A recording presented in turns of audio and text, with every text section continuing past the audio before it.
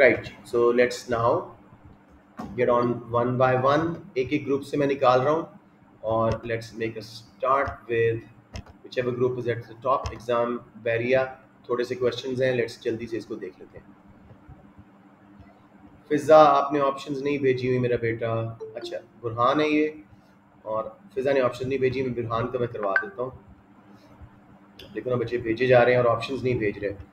जिस बच्चे ने भी भेजा है, ये बुरहान अजहर का पहला क्वेश्चन, नीचे से मैं स्टार्ट कर रहा हूँ। बुरहान का क्वेश्चन है कंपैरेटिव एडवांटेज के बारे में शायद। Let's see. R1 S1, ज़्यादा बड़ा हो गया। R1 S1 R2 S2 R3 S3 and RS, 4 curves बताए हुए हैं पीपीसी के। Oops, have I started the recording? Yes, I have. Good. अच्छा जी, तो ये 4 पीपीसी लगे हुए हैं। Which statement about the opportunity cost of good R in terms of good S is not correct. ठीक है, so let's just quickly see इसमें वो क्या बात कर रहे हैं। अच्छा जी, अब याद रखिएगा ये चारों जो हैं they are straight line PPC, so opportunity cost constant है। ठीक है, सो लेट्स सी कैसे ये बात हो रही है। Of good R in terms of good X is not, S is not correct. ठीक है, हमारे पास नंबर्स नहीं है, हमने सिर्फ इसकी शेप से देखना है। ठीक है, it's greater on at all points on R4 S4 then R3 S3। ये स्टेटमेंट आर बिल्कुल सेम शेप है। ये कैसे ठीक है बुरहान, आपने ये ऑप्शन भेजी है, how come is correct? Sir उसने पूछा कि व्हाट इज नॉट करेक्ट। अच्छा, what is not correct, sorry मैंने वो देखा ही नहीं। तो ये तो बिल्कुल देखो सर मुझे भी अब रियलाइज हो गया, मैंने भी पहले नहीं देखा था। समझ आ गया, दोनों स्ट्रेट लाइन कर्व्स हैं, ठीक है। कांस्टेंट अपॉर्चुनिटी कॉस्ट है, बराबर उनका डिफरेंस है। कोई भी वैल्यूज लगा दो बराबर डिफरेंस वाली, तो इसमें अपॉर्चुनिटी कॉस्ट जो है ग्रेटर नहीं होगी R4 पे, सिर्फ वो शिफ्ट हुआ हुआ है बाहर, और कुछ भी नहीं है। अब देखते हैं, it's greater in country 3 then country 2। This is again possibly true. एक मिनट देखते हैं। R3 S3 ऐसे में बगैर फिगर्स के होते हैं, बहुत मुश्किल होता है। I think Adan is calling me, he wants to join. Yes, बहुत सारे बच्चे हैं। एक सेकंड जी, एक सेकंड। राइट, बहुत सारे बच्चे हैं जी। अस्सलाम वालेकुम एवरीवन। तो let's go back to the question we were doing. जी बच्चे, अब आज खामोशी से सुनते जाओ, ये बड़ी लंबी क्लास होने वाली है, वरना बहुत क्वेश्चंस हैं।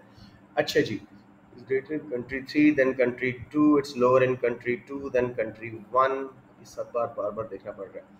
अच्छा जी, अब हो क्या रहा है, हमें ये ऑप्शन मिलेगी कोई R1 और R2 के बीच में, या R2 R3 के बीच में, बिकॉज उनकी शेप फर्क है। It's lower in country 2 than country 1. It's same at each point on R3 S3. What is this now? शायद ठीक है।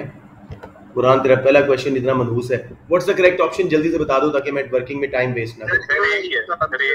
यही है तो बस ठीक है ना, नॉट करेक्ट मिल गई, बाकी सारी करेक्ट थी, मैं दोबारा करेक्ट देख रहा था। It's greater in country 3 then country 2। देखो, कंट्री 3 में स्ट्रेट लाइन पीपीसी है, लेकिन कंट्री 2 का R2S2 स्ट्रेट लाइन जरूर है, लेकिन उसको गुड एस थोड़ी छोड़नी पड़ रही है फॉर एवरी आर। ठीक है, क्योंकि उसकी शेप इस तरह की है। तो हमारे पास ये स्टेटमेंट भी करेक्ट है। It's lower in country 2 then in country 1। Country 2 में यस, आप खुद देखो, कंट्री 1 का straight line PPC normal shape का है, जबकि आर के बदले में एस वो थोड़ा छोड़ रहा है कंट्री 2, तो इसमें भी ये बात ठीक है। It's same at each point in R3 S3। Constant है, सेम जरूरी नहीं है। ठीक है ना, so that is the concept. Everyone clear on this जी, या कुछ पूछना है और? सर शाम के तरफ से एंटर कर ले। हिशाम आज आ गया finally. Hisham, I am not happy with you, बहुत ही तुमने नॉन सीरियसली तैयारी की है। एनीवेज जी, let's go on next question. अभी एग्जाम बैरिया में ही काफ़ी सारे क्वेश्चंस आ गए हैं। फिजा ने कहा है जी 1A to C। पीपीसी के ही क्वेश्चन ज़्यादा बच्चों को मुश्किल कर रहे हैं। सैयद साद अली। राइट बच्चों, ये आप लोगों के क्वेश्चंस जो ग्रुप्स में आए हुए हैं वो मैं सॉल्व करवा रहा हूँ, and let's see how it goes. ये क्वेश्चन 2018 है, चलो मैंने कहा बहुत पुराना क्वेश्चन है, कोई नहीं। ग्राफ शोज पीपीसी, यार जी मेरा बेटा देखिएगा जरा। आज सारे जागे हैं, काश आप लोग थ्रू आउट रेगुलर रहते बाकी बच्चों की तरह। कह रहा है graph shows the production possibility for commodities X and Y in two countries M and N. Country M में 50 वाई बन सकती हैं या एक्स 100, और कंट्री एन में 140 वाई बन सकती हैं या एक्स 560। ठीक है। What will be the effect of an agreement between M and N to exchange the commodities at a rate of 1y for 3? अब इस केस में मेरे बेटे हमें इनकी ना वो कंपैरेटिव एडवांटेज निकालने पड़ेंगे। पहले देखते हैं जी गुड y की अपॉर्चुनिटी कॉस्ट। कंट्री M 50 बना सकता है y या 100x, तो जब भी वो एक y बनाएगा उसको कितनी x छोड़नी पड़ेंगी? 2। Given up over made. ये सबको क्लियर हो रहा है कि एक y के बदले में 2x छोड़ेगा कंट्री M। ये बात क्लियर हो रही है? जी सर। ओके, किसी को ना हो तो प्लीज बताइएगा। कंट्री N का कोई बच्चा मुझे बताए 140 अगर बनाएगा तो 560 वो छोड़ेगा x। For every 1x how many y, for every y 1y how many x they have to give up? जल्दी से बताइएगा। 4 सर। तो अपॉर्चुनिटी कॉस्ट किस में कम है? कंट्री M में। तो बेसिकली कंट्री M का कंपैरेटिव एडवांटेज है, दोबारा आते हैं जी, कंट्री M का कंपैरेटिव एडवांटेज है गुड Y में। अब उल्टा चलते हैं, गुड X में कंट्री X अगर 100, कंट्री M अगर 100x बनाता है तो 50y छोड़ रहा है, 0.50 इज द अपॉर्चुनिटी कॉस्ट। जबकि उल्टी साइड पे जाएं तो कंट्री N में 0.25 फॉर एवरी 1x 140 ओवर 560 सिर्फ 0.25। तो अब ये जो है हमारी सारी अपॉर्चुनिटी कॉस्ट हमने कैलकुलेट कर ली कि कंट्री N जो है थोड़ी अपॉर्चुनिटी कॉस्ट में गुड X बना सकता है, कंट्री M जो है थोड़ी अपॉर्चुनिटी कॉस्ट में गुड Y बना सकता है। तो कंपैरेटिव एडवांटेज N का है, मैं पहले भी टाइम लगा रहा हूँ ताकि बाकी वाले में आसान लगे, N का है on good X and M का है ऑन गुड Y। अब हम ऑप्शन पे जाते हैं, वो कह रहा है what will be the effect of an agreement between M and N to exchange the commodities at a rate of 1y for 3x। अब ये हमें पता करना पड़ेगा कि क्या ये म्यूचुअली बेनिफिशियल एक्सचेंज रेट है। अगर तो ये दोनों उस गुड की अपॉर्चुनिटी कॉस्ट रेशियो दोनों कंट्रीज की जो है उसके बीच में है तो करेक्ट है। अब जरा दोबारा देखते हैं, फॉर 1y हमारे पास क्या है जी अपॉर्चुनिटी कॉस्ट? लोअर है 1y के बदले में 2 कंट्री M में, और हायर है 1y के बदले में 4। तो 1y 3x बिल्कुल अपॉर्चुनिटी कॉस्ट के बीच में आ रहा है, 1 और 4 के बीच में। समझ आ गया मेरा बेटा? 2 और 4 के बीच में क्लियर हो गया मेरा बेटा? ये दोबारा ये बात क्रिटिकल है समझनी, अगर नहीं आई तो मैं दोबारा बता दूं किसी को। ओके, अब उल्टा चलते हैं। 3 है तो 2 और 4 के बीच में, 2 और 4 के बीच में है ना? यस, तो म्यूचुअली बेनिफिशियल एक्सचेंज रेट बन रहा है। समझ आ गई बात? हाँ जी सर। फिर आप उल्टा कैलकुलेट करते हैं, कंट्री N को 0.25 सिर्फ y छोड़ने में उनकी चीज बन रही थी, अपॉर्चुनिटी कॉस्ट वाज जस्ट 0.25, जबकि कंट्री M में 0.5 थी। तो for every 1x it should be between 0.25y to 0.5y। अब इसको कहते हैं जी 1y 3x का क्या हो रहा है? 1 over 3.33, ये भी 0.25 और 0.5 के बीच में आ रहा है। सो ऑप्शन ए 100% करेक्ट लग रही है। Both countries will gain because their consumption possibilities will increase. समझ आ गया मेरा बच्चा या कोई कंफ्यूजन? एनीवन एनी कंफ्यूजन बच्चों के? 1 कैसे बीच में? 1 किसके बीच में? सॉरी 1 नहीं ना बेटे, आपने अब x का देखना है। x 1 के बदले में कितनी y मिल रही है? जितनी गिव अप कर रहे हो y 1 ओवर x 3 0.33, तो 0.25 और 0.5 के बीच में आ रहा है 0.33। Okay okay sir. शाबाश, फिजा ने तो समझ लिया। बाकी बच्चों को ये क्लियर है या नहीं मुझे बता दें। ओके, पहले चरण में ही टाइम लगेगा, बाद में हम स्पीड अप कर लेंगे। अब जी सेकंड क्वेश्चन है, ईच डायग्राम शोज, फिजा जल्दी से इसकी ऑप्शन बता दोगे? आपने लिखी तो हुई है, मुझे याद नहीं है, ताकि हम टाइम जरा बचाएं अपना। इसकी सी थी। सी है, लेट्स सी जी, लग मुझे यही रही थी बिकॉज डिफरेंस दोनों में आ रहा है उसमें।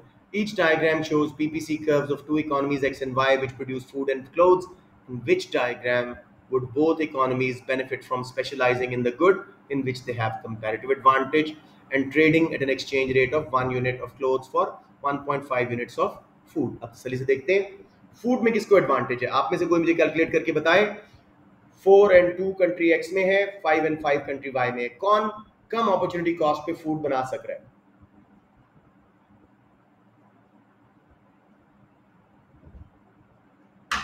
जितनी गुड्स गिव अप हो रही हैं उसको ऊपर रखो, जितनी बन रही है उसको नीचे, अपॉर्चुनिटी कॉस्ट ऑफ 1 यूनिट निकल आएगी।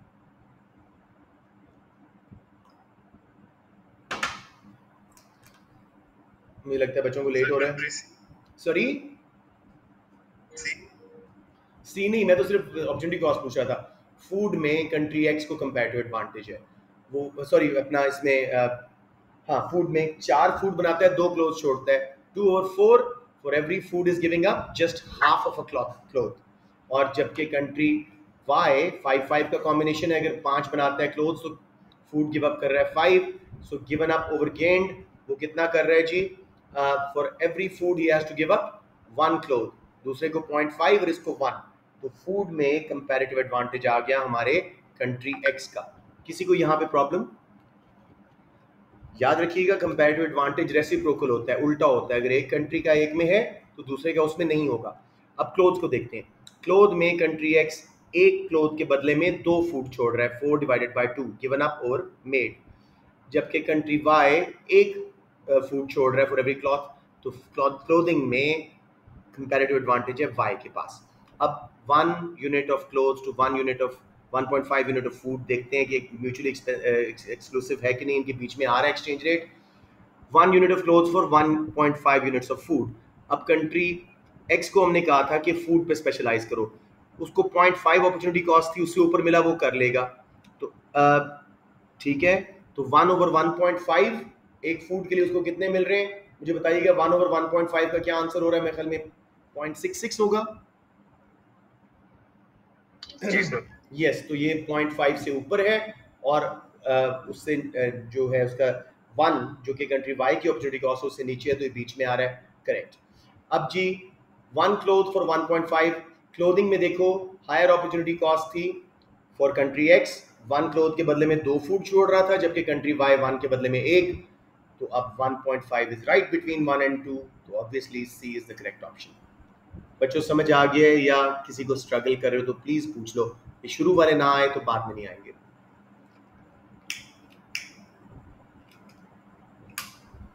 ओके जी, let's move on to the next questions. हमने फिजा का कर लिया। कोई बच्चा तो नहीं वेट कर रहा? नहीं। 43 ऐसे तुम लोग आते रहते ना मैं स्वेर सबके एज आते। बुरहान ये वाला क्वेश्चन हमने आपका कर लिया था। डी ऑप्शन वाला क्वेश्चन आपका ये है। हाँ गुड क्वेश्चन। ये आज मैंने कुछ 6 विंडोज में समझाया है, तो अच्छी बात है यहाँ पे भी आ गया, तो हम तसल्ली से देख लें। तसल्ली से इसका डी क्यों नहीं है सर? हैं सर इसका आंसर सी लिखा हुआ है बट इसका डी क्यों नहीं है? मे आई सी इट? एक मिनट मुझे दें। अच्छा देखो, graph shows the change in the exchange rate of pound sterling against US dollar and against the euro। तो पाउंड को हम कंपेयर करेंगे यूएस डॉलर और यूरो से। Exchange rate of sterling against the euro is shown by inverted scale, उल्टा scale. That's where the confusion comes. ठीक है, अब देखो पहला क्या वो कह रहा है, dollar against pound. Pound against dollar नहीं, डॉलर अगेंस्ट पाउंड। डॉलर पहले 1.65 देने पड़ते थे ईयर 1 में टू बाय 1 पाउंड, अब सिर्फ 1.43 के करीब देने पड़ रहे हैं। तो डॉलर एप्रिशिएट हुआ और पाउंड यहां डेप्रिशिएट हो गया। सबको क्लियर है लेफ्ट वाला ग्राफ? क्योंकि ये डॉलर पर पाउंड है। ठीक है, स्टर्लिंग अगेंस्ट डॉलर। पहले स्टर्लिंग 1.65 पाउंड डॉलर खरीद पाता था, अब डॉलर पर पाउंड है हाँ, तो अब सिर्फ वो 1.43 खरीद पा रहा है, तो पाउंड डेप्रिशिएट कर गया, डॉलर एप्रिशिएट हो गया। ठीक है, अब उल्टा चलते हैं। स्टर्लिंग अगेंस्ट द यूरो, और वो क्या लिख रहा है, यूरो पर पाउंड। पहले एक पाउंड में कितने यूरो आते थे? 0.72 के करीब। अब एक पाउंड में कितने यूरो आ रहे हैं? कोई 0.56 के करीब। ठीक है, गैस मार रहा हूं, लेकिन पाउंड अब कम यूरो खरीद पा रहा है, तो दोनों के अगेंस्ट डेप्रिशिएट हो गया। Option C. बुरहान क्लियर हो गया मेरा बेटा? जी sir. I know inverted scale confuse करता है। मुझे बताएं, किसी बच्चे को ना आ रहा हो बेटे, इतना अच्छा क्वेश्चन है ना कि आपके एक्सचेंज रेट के ग्राफ्स के सारे क्वेश्चन सॉल्व करवा देगा। प्लीज पूछ लो, do not be shy. Sir inverted scale नहीं समझ आया। अगर मैं हाइट्स कंपेयर कर रहा हूँ बेटे, आप कौन थी? Sorry, eras. मैं, अच्छा चले, मैं हाइट्स कंपेयर करूँ आपकी और अपनी, ठीक है। अब apparently I am taller than you, मैं इन्वर्टेड स्केल लगा दूं, उसमें आप टॉलर लगेंगी। 6 फुट, 5 फुट, 4 फुट, 3 फुट, कुछ फॉलो कर रही हो? ये किया हुआ है, still I am taller. Are you getting my example? उल्टा स्केल लगा हुआ है, 1 2 3 4 5 6 ऊपर नहीं जा रहा, 6 5 4 3 2 1, उसमें आप टॉलर लगेंगी स्केल पे, but I will be the taller one. तो यहाँ पे पाउंड कम यूरो खरीद पा रहा है मेरा बेटा। पहले कितने यूरो खरीद रहा था? 0.72, अब कितने खरीद पा रहा है? सिर्फ 0.56। तो कम यूरो आ रहे हैं ना एक पाउंड में, तो पाउंड डेप्रिशिएट हुआ है। क्लियर क्लियर क्लियर, मुझे बता दें। जी sir. Okay, let's go back to the next question by, let's see who, Burhan का ही शायद है, ये हमने कर लिया था। बीच वाला बुरहान का एक मिस हुआ है, लेट्स सी। बुरहान, इसकी करेक्ट ऑप्शन जल्दी से बता दो, while I'm working it out.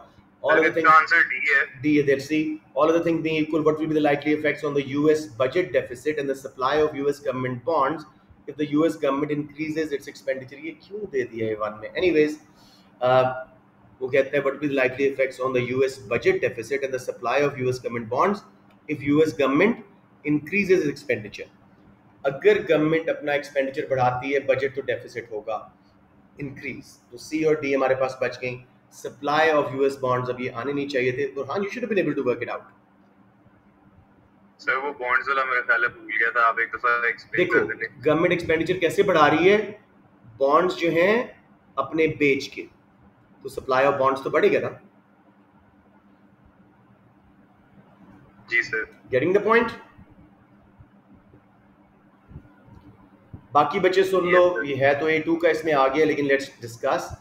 Government bonds को यूज करती है, दीज आर लोन सर्टिफिकेट्स, जिसके ऊपर इंटरेस्ट मिलता है लोगों को, और गवर्नमेंट को उधार मिल जाता है फॉर अ लॉन्ग टाइम, कम से कम साल का होता है, 25-25 साल के भी होते हैं ये। तो अब गवर्नमेंट ने एक्सपेंडिचर बढ़ाया बॉन्ड्स बेच के, बॉन्ड्स बिके तो बॉन्ड्स की सप्लाई बढ़ी, और बजट डेफिसिट, सारी बात एक्सपेंडिचर ज्यादा किया है तो बजट उनका डेफिसिट हो गया। Everyone clear on that?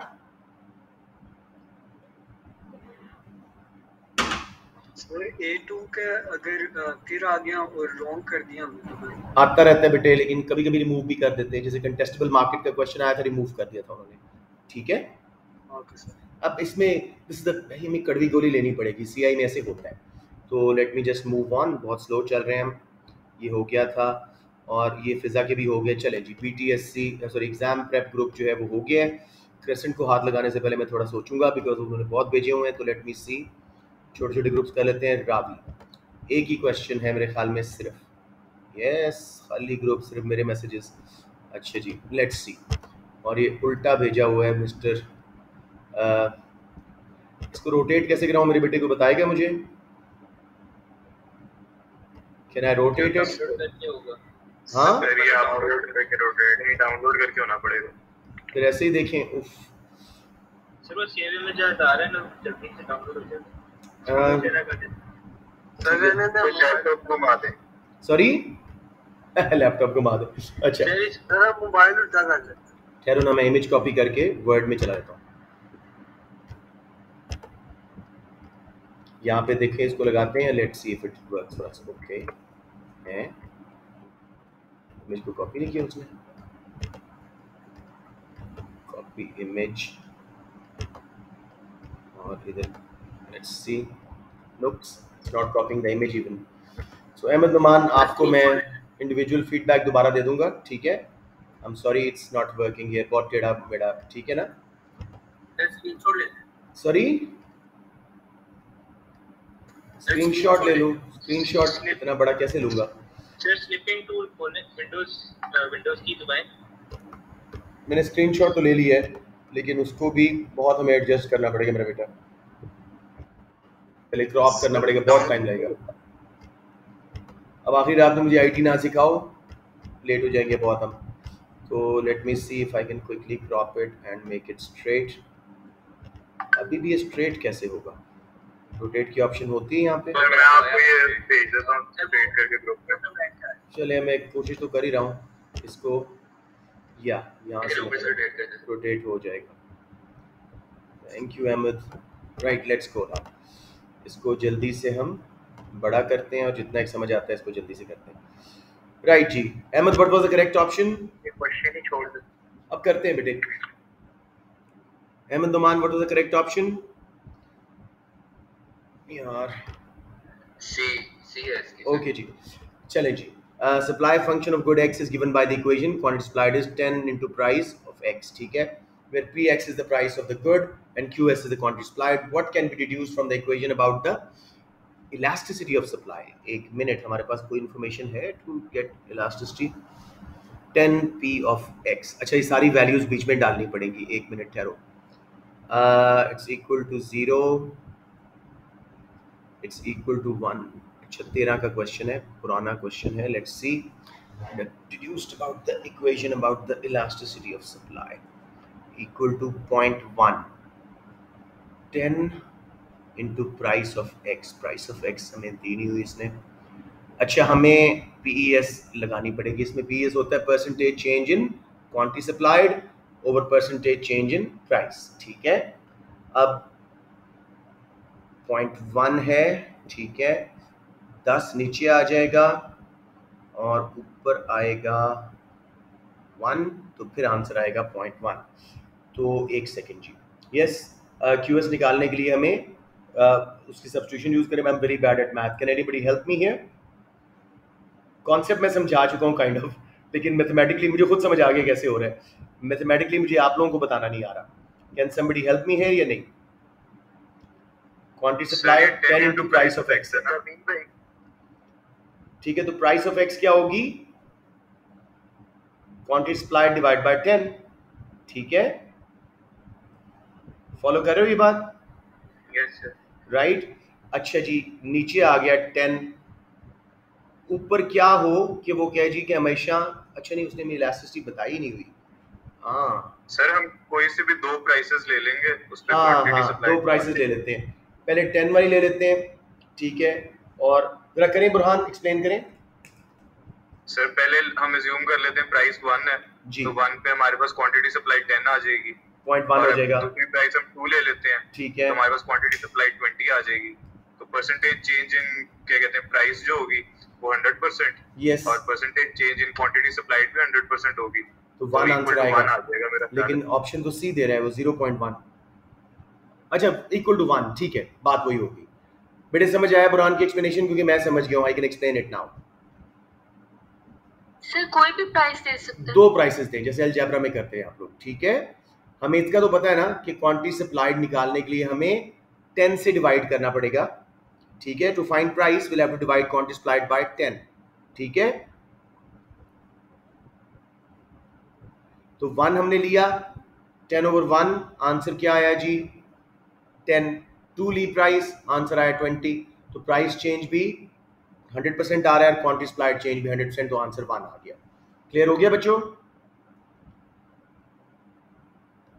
और have I messed up the explanation of Burhan even, because मेरा मैथ बहुत खोजा है, I will be very honest with you. ये मैं खुद सॉल्व कर लेता हूँ इकोनॉमिकली, लेकिन मैथमेटिकली मुझे समझाना नहीं आ रहा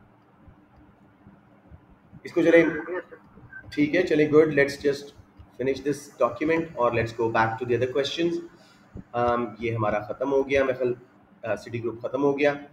लेट्स सी जी, लेट्स सी। अब क्रेसेंट को हाथ लगा लें या बॉयज़ की ब्रांच को पहले हाथ लगाएं? BTSC बॉयज़ सेफ रहेगा, उसमें तो थोड़े कम थे रिलेटिवली। तो BTSC बॉयज़ किधर हैं? ये जी।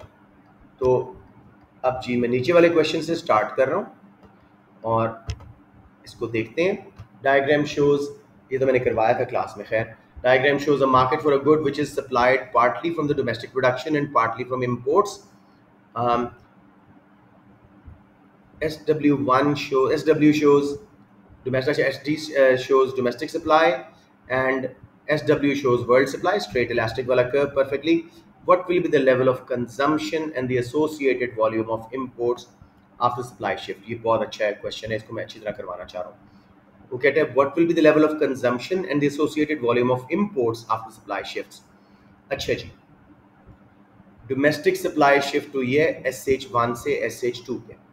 जब पहले SH1 पे थी तो लोकल फर्म सिर्फ OR क्वांटिटी सप्लाई कर पा रही थी। वर्ल्ड प्राइस पे जाओ, सबको समझ आ रहा है? मैं अपना वो चलाता हूँ यहाँ पे आपके लिए। ये देखो, इस प्राइस पे हम आए पहले सप्लाई कर्व तक, डोमेस्टिक OR क्वांटिटी सप्लाई हो रही थी। अब इसी प्राइस पे SH2 कर्व है तो OT डोमेस्टिक सप्लाई है, ठीक है। इंपोर्ट्स पहले हो रही थी R से लेके V तक, क्योंकि डोमेस्टिक डिमांड V तक थी, अब सिर्फ T से V तक हो रही। सो लेट्स सी कंजम्पशन कितनी हो रही है, OV, C एंड D बच गई। इंपोर्ट्स हो रही है T to V, तो ऑप्शन C। किसी बच्चे को यहाँ प्रॉब्लम आ रही हो? Everyone clear? जरा बता दें जी इससे जरा बता दें। अच्छा, आप मुझे बताएं मनान, जब डोमेस्टिक सप्लाई SH1 पे थी तो लोकल फर्म्स कितना बेच पा रही थी सप्लाई वर्ल्ड वाली प्राइस पे? लोकल फर्म के OR अब कितना बेच पा रही हैं? OT, ठीक है। कितनी डोमेस्टिक डिमांड है?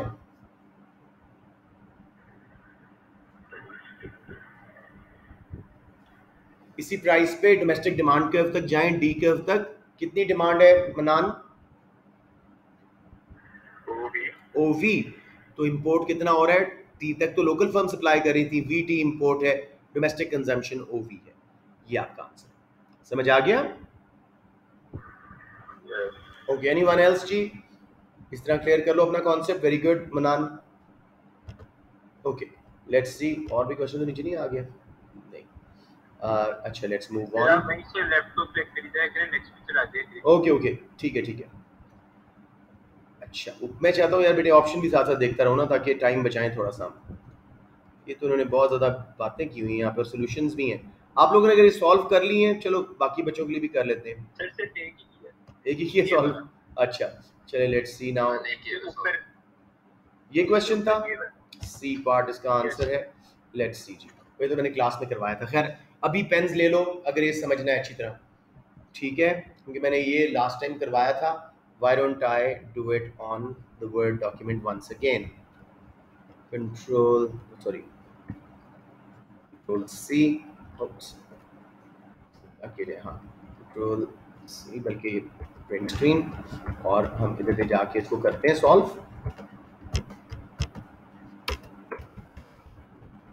ये आ गया जी हमारा क्वेश्चन, अब इसको हम सॉल्व करेंगे। वो क्या कह रहा है जी?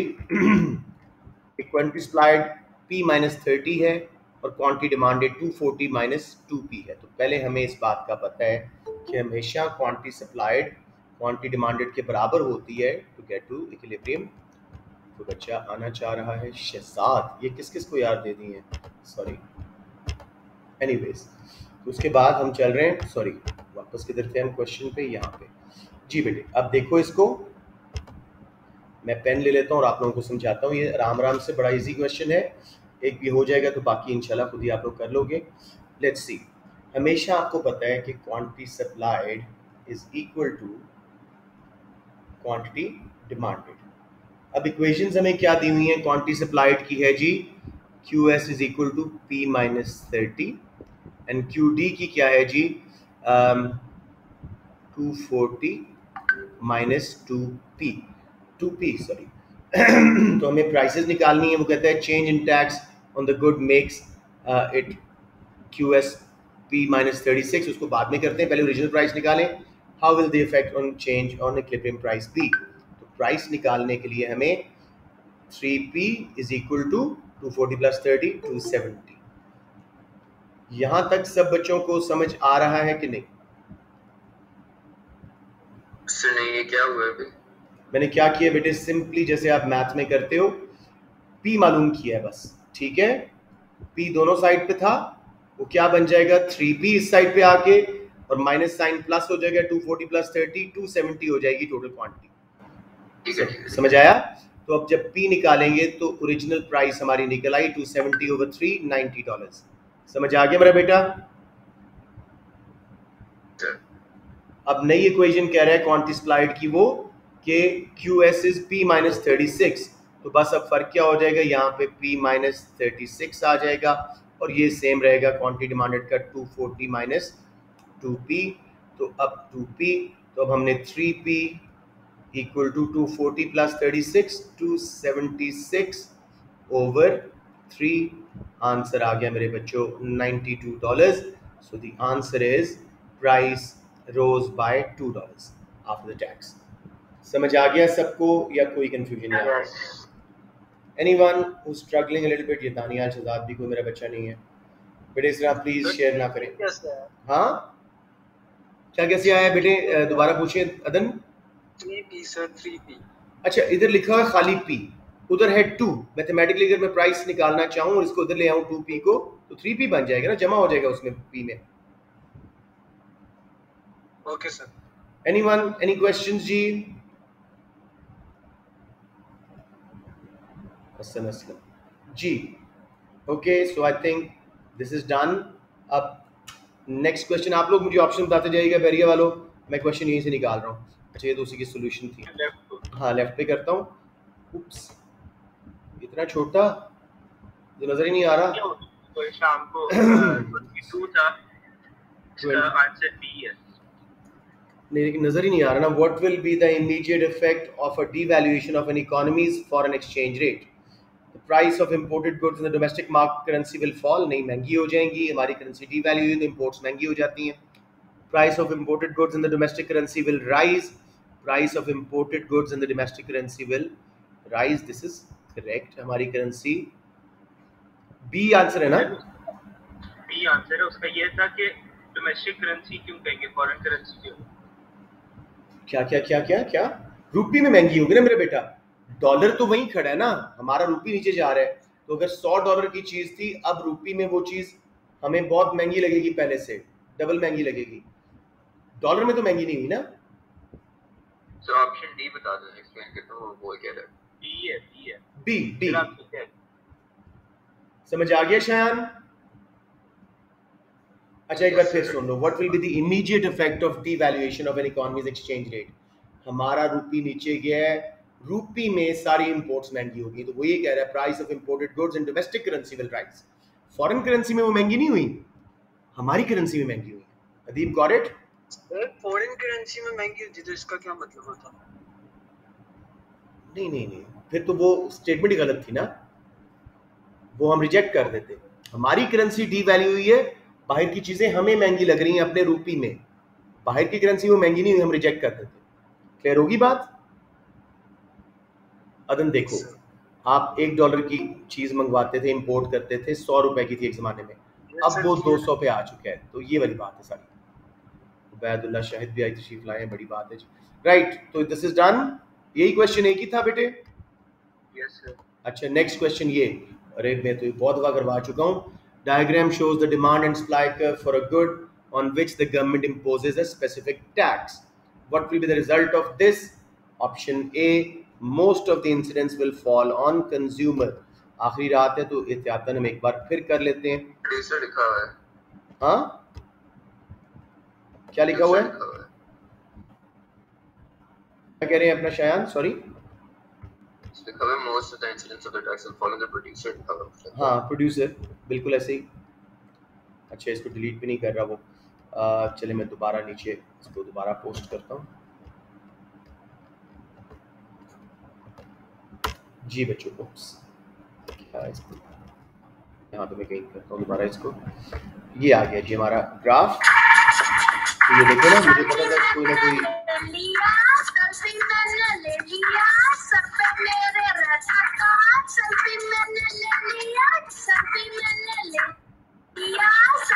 उबैदुल्ला के नाम से सिटी स्कूल वालों में ये प्यारी हरकत है। बहरहाल एनीवेज जी, लेट्स सी। वो कह रहे हैं डायग्राम, सॉरी सप्लाई कर्व देखो मेरे बेटे, पहला इक्विलिब्रियम यहाँ था, ये प्राइस थी, ये क्वांटिटी थी। अब सप्लाई कर्व लेफ्ट पे शिफ्ट हुआ, इक्विलिब्रियम यहाँ आया। अब vertical distance between two supply curves, ये देखो ऊपर वाली जितनी प्राइस बढ़ी है कंज्यूमर पे गया, निचला बर्डन प्रोड्यूसर पे गया, तो ये कंज्यूमर बर्डन, ये प्रोड्यूसर बर्डन, तो option A, most of the incidence of tax will fall on consumer. बच्चों समझ आया या नहीं? Yes sir. Okay anyone? थोड़ा सा और बता दूं? Yes, sir. ओके मेरा बेटा, कोई मसला नहीं है, इसको हम ज़रा दोबारा एक बार मैं ज़रा करके और ज़रा बड़ा सा कर देता हूँ आपके लिए, ताकि आप लोगों को समझ आ जाए। मैं कहीं नीचे पोस्ट करता हूँ, इसको ज़रा बड़ा कर देता हूँ। राइट जी, सो एंड एंटर, ये देखें मैं थोड़ा सा बड़ा कर रहा हूँ शायद आप लोगों के लिए, ताकि आप लोगों को ये साफ साफ नज़र आए।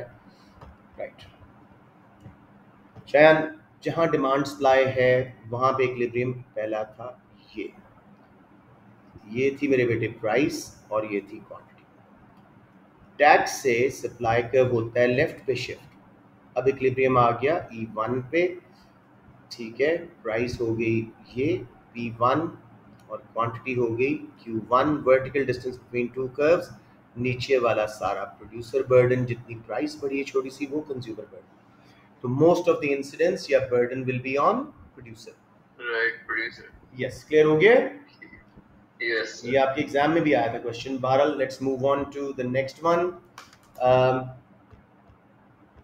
जी अच्छा, डायग्राम शोज पीपीसी, जल्दी से मुझे आंसर बता दो ताकि मैं इस पे वर्किंग जरा कम करूं। सर इसका सी है। सी, ओके, डायग्राम शोज, नीचे लिखा आ रहा है, सॉरी साथ नीचे वो उसके आ रहा है सी। सी है, ठीक है, okay. This diagram shows the PPC curve of two economies, Northland and Southland, both economies specialized, exactly वही चीज हमने पीछे की है, बस नंबर्स थे उस वक्त। Based on the theory of comparative advantage and trade with one another, what can be concluded about the diagram? अच्छा जी, हमने comparative advantage में वो किया ही नहीं है। खैर नितेश जी, देखते हैं। Both economies face increasing opportunity cost. Both have straight line PPCs, so constant opportunity cost. पहली option rejected. Point P represents the final equilibrium outcome. PPCs में equilibrium नहीं होता, demand supply में होता है, तो ये भी rejected. CG, point R shows total possible combined production of food and drink. अगर कंट्री X सिर्फ फूड पे स्पेशलाइज करता है और कंट्री Y सिर्फ ड्रिंक पे करता है, तो हमारा PPC कंबाइंड यहाँ पे आ जाएगा। So point R is correct, food और ड्रिंक्स, अब यहाँ पे हमारा PPC आ जाएगा। सब बच्चों को क्लियर हो गया? C इसलिए ठीक है। D क्यों गलत है? All points on Y1 X2 कौन सा है? हाँ जी, Y1 X2 are only attainable through trade. नहीं, ये वैसे ही उनके PPCs हैं, वैसे ही अटेनेबल है। जी बच्चों समझ आ गया आर वाला पॉइंट, या थोड़ी सी और बता दो? आ गया sir. Okay, let's move on to, ये तो वही रिपीट क्वेश्चन है जो भी हम सॉल्व करके आए हैं। किसी को इसमें मसला हो दोबारा करवा दूं? ओके, अच्छा, सॉरी सर चीज पूछिए। जी जी उमे। सर अगर जो स्पेसिफिक टैक्स होता है उसका ज्यादा बर्डन हमेशा प्रोड्यूसर पे पड़ता है या it depends on the shape वगैरह? It depends on the elasticities मेरा बेटा।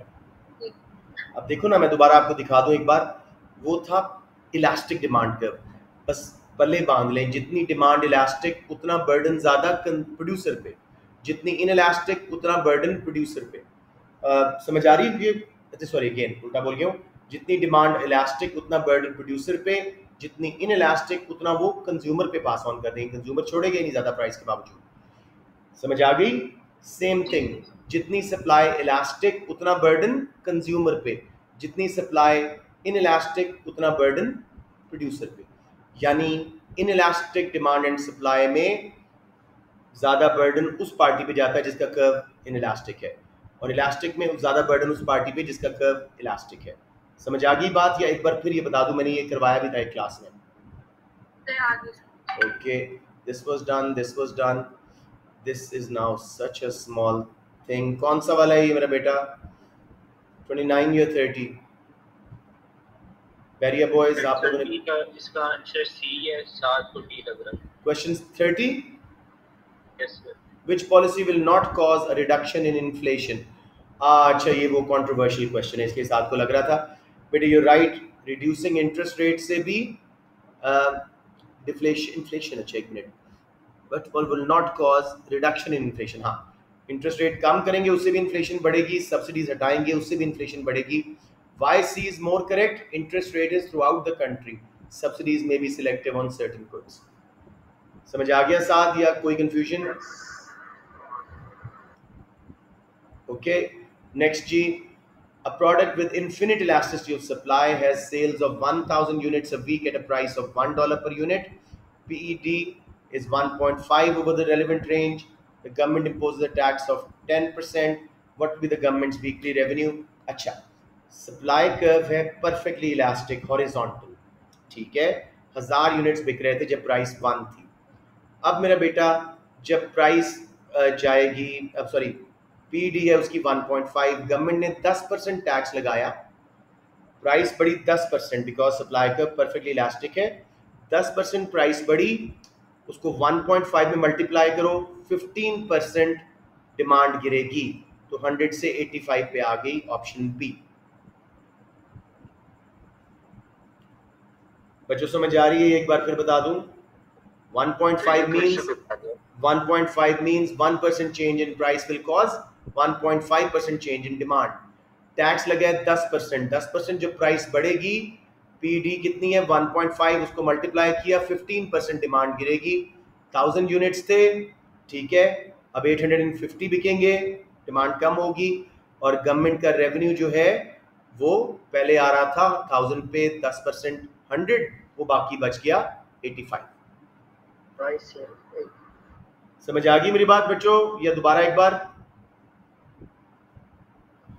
Please do not be shy, अगर थोड़ा सा भी ग्लिच है मैं बताता हूँ जी। अब देखिए मेरी बात सुने, ग्राफ इसका नहीं बन सकता बिकॉज परफेक्टली इलास्टिक वाले का अगर मैं बनाऊंगा तो वो थोड़ा सा आप कंफ्यूज हो जाएंगे, ग्राफ में कैलकुलेशन आपको नजर नहीं आएगी। आप सिर्फ हाँ यही तो मैं बात कर रहा हूँ ना। नहीं, सप्लाई का पूरा ऊपर शिफ्ट होगा परफेक्टली इलास्टिक शेप में, इलास्टिसिटी ऑफ डिमांड की वजह से क्वांटिटी कम होगी। फॉलो कर रहे हो? पूरा टैक्स पास ऑन मैं बना ही देता हूँ ताकि आप लोगों को अगर उससे शायद समझ आ जाए। I feel it will add more to the confusion, लेकिन let's just give it a shot, नहीं तो मैं दोबारा आपको फिगर से समझाता हूँ। ये जी आपका, उप्स किधर है वो, मैंने तो कुछ और ही कर दिया। ये तो इसका प्रिंट स्क्रीन लेते हैं और इसको नीचे ले जाके सॉल्व करने की कोशिश करते हैं थ्रू द डायग्राम। जी मेरे बेटे अब देखिएगा, ये है जी क्वेश्चन, नजर तो नहीं आ रहा होगा लेकिन फिगर्स आपको पहले पता है तो मैं उसके हिसाब से ड्रॉ करता हूँ। पीडी है जी 1.5 यानी इलास्टिक, ठीक है, पीडी मैंने लगा दी इलास्टिक, ठीक है, जबकि सप्लाई है परफेक्टली इलास्टिक। ये ओरिजिनल हमारे सप्लाई डिमांड कर्व्स थे, ये इक्विलिब्रियम था, 1000 यूनिट्स बिक रहे थे $1 प्राइस पर। अब सप्लाई कर्व 10% लगने से टैक्स ऊपर शिफ्ट हो गया, ठीक है, पूरी प्राइस पास ऑन कर दी प्रोड्यूसर्स ने कंज्यूमर्स के ऊपर, क्योंकि पीडी 1.5 थी तो 10% rise in price will cause 1.5% fall in demand, ठीक है, 15% फॉल इन डिमांड, सो 1000 से 850 पे आ गए। अब गवर्नमेंट को $1 प्राइस पे अब सॉरी 850 यूनिट्स पे कितना रेवेन्यू मिल रहा है? 10% 85, 850 का 10% कैलकुलेट कर लो, 85 बनता है। Everyone clear on this? Yes sir. जी एनीवन?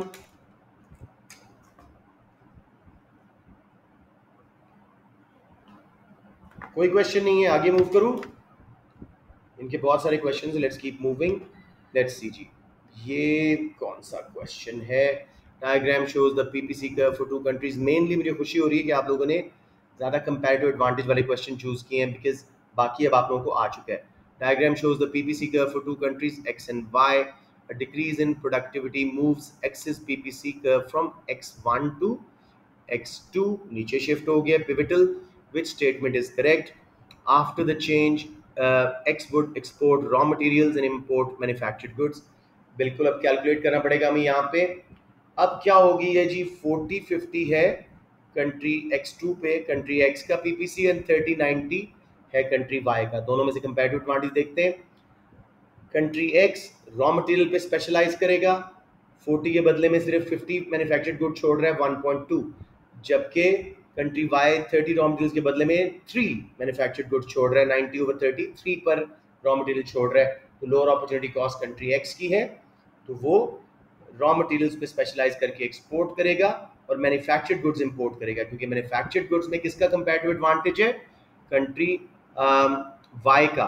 वो 90 के बदले में सिर्फ 30 रॉ मटेरियल्स छोड़ रहा है, उसकी पीपीसी पे देखो सिर्फ 1/3, जबकि कंट्री एक्स 50 के बदले में 40 छोड़ रहा है, यानी 0.8। तो 0.33 और 0.8 में से लोअर है वाई की domestic opportunity cost. So Y would specialize on manufactured goods. तो ऑप्शन ए ही करेक्ट हो रही है। इज दैट करेक्ट बच्चों? समझ आ गया? Yes, sir. Okay, let's move on. The transition of centrally planned economy to market economy is accompanied by a significant change in composition of output. Centrally planned से free market economy की तरफ हम जा रहे हैं, गवर्नमेंट कंट्रोल कम हो रहा है, प्राइवेट सेक्टर ज़्यादा हो रहा है। वो कहते हैं composition of output में क्या फ़र्क पड़ेगा कि कितना हिस्सा प्राइवेट सेक्टर बना रहा है, कितना हिस्सा गवर्नमेंट सेक्टर बना रही है। What was an immediate consequence of this transition? हम अच्छा क्वेश्चन फ़र्क है, आउटपुट में सिग्निफिकेंट चेंज आया है, जारी बात है प्राइवेट सेक्टर ज़्यादा बना रहा है, तो इमीडिएट रिजल्ट इसका क्या होगा? A buildup of unsold stocks of goods later on होगा, फॉरन नहीं, क्योंकि प्राइवेट सेक्टर सरप्लस चीज़ बनाता ही नहीं, जितनी डिमांड है उतना बनाता है। An increase in export of goods बाद में होगा, जब उनकी एफिशिएंसी आ जाएगी। फॉरन क्या होगा? Increase in structural employment, this seems right. Decreasing price of goods and services, ये गलत है। गवर्नमेंट सब्सिडीज दे के रखती है, मैक्सिमम प्राइसेस वगैरह लगाती है, वो हटा देंगे, प्राइसेस बढ़ जाएंगी, D rejected. Export of goods बाद में बढ़ेंगी जब प्राइवेट सेक्टर ज़्यादा प्रोड्यूस करेगा और प्रोडक्टिविटी आएगी। बिल्डअप ऑफ अनसोल्ड स्टॉक्स होता ही नहीं है प्राइवेट सेक्टर में, डिमांड सप्लाई के मुताबिक कोई सरप्लस कोई शॉर्टेज नहीं होती। अलबत्ता प्राइवेट सेक्टर अनरिक्वायर्ड वर्कर्स को निकाल देता है, उनका एम वेलफेयर और एम्प्लॉयमेंट नहीं है, गवर्नमेंट ज़्यादा वर्कर हायर करके रखती है, तो स्ट्रक्चरल अनएम्प्लॉयमेंट बढ़ जाएगी। Anybody, any questions? C is the correct option. Oops, oops, oops, oops, oops. किधर चला गया? अच्छा खासा ठीक जा रहे थे हम लोग। यहीं से इसी पिक्चर को खोल के हाँ, इसी तरह करना पड़ेगा। Right right right right right, ये हो गया था जी। अनदर कंपैरेटिव एडवांटेज मेन आप लोगों का यही मुझे मुश्किल लग रहा है आपको। टेबल शोज इंफॉर्मेशन अबाउट, हाँ CPI वगैरह। अच्छा इन्फ्लेशन वाला है, चले हाँ ये भी अच्छा क्वेश्चन है, let's just do it. सालिहा Abid कौन है जी? मैं तो उस बच्ची को नहीं जानता, ये भी कोई ड्रामा है। हाँ सॉरी, सर बनीरा आई। ओह सो सॉरी, उसको मैसेज कर दो, उसको मैं I was avoiding you know undue musics and all that, उसे को दोबारा करना है। The table shows information about a country whose consumers spend their income on commodities PQ&R. Index of prices दी हुई हैं, बेस ईयर में 100, इंडेक्स ऑफ प्राइसेस ईयर 2 में 160 व्हाटएवर। कंज्यूमर एक्सपेंडिचर दिया हुआ है base between year 1 and year 2। How has the general level of prices change? ये बहुत आसान है, तसल्ली से समझ लें। सबसे पहले ऐसे क्वेश्चंस में shall I solve it for you properly, मुझे बताएं ताकि आप लोगों को ये for once and all clear हो जाए। Let me just take it down. हाँ इसको सॉल्व कर लें थोड़ा सा जी, अब पता नहीं सही क्या था कि नहीं। ठीक है अभी मैं कर रहा हूँ ना, तो इंशाल्लाह उससे मैच कर लीजिएगा। I think you would have done it well. सिर्फ वही फॉर्मूला सीपीआई का यूज करना है, वेट्स वगैरह साइन कर। नजर आ रहा है बच्चों? ये इसको बड़ा कर दूं? तो मीरा को एंटर कर दो। श्योर।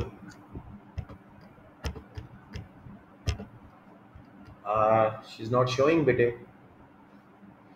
उसे को एक बार फिर करें। अच्छा जी, चले वापस मैं जा रहा हूँ। ये क्वेश्चन था और हमने इसको यहाँ पे किया होता। नजर आ रहा है? ये मैं बड़ा कर दूं थोड़ा सा